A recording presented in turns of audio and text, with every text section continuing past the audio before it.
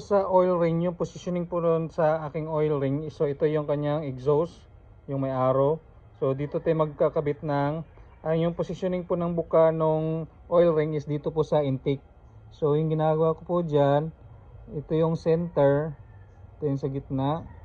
So igigitna ko po yan dito, center ng gitna, yan dito sa intake.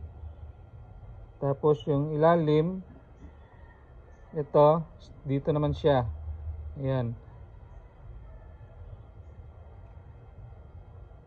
Tapos yung sa taas, so yung gitna andito, yung lower dito, yung upper naman is dito naman siya nakalagay.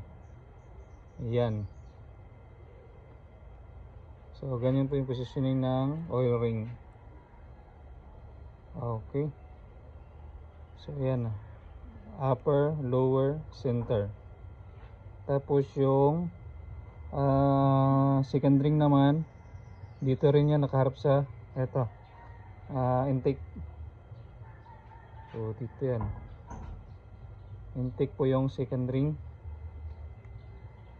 Tapos